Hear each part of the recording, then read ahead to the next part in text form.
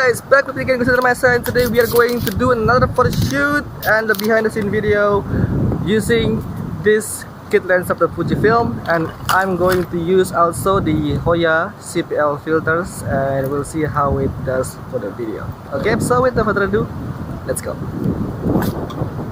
Tarik guys. Oke, jadi kita akan prewed sini foto. Ya, kita akan bikin behind the scene dan kita akan pakai filter CPL ya. Kayak gimana hasilnya, kayak gimana perbedaannya. Let's check this out.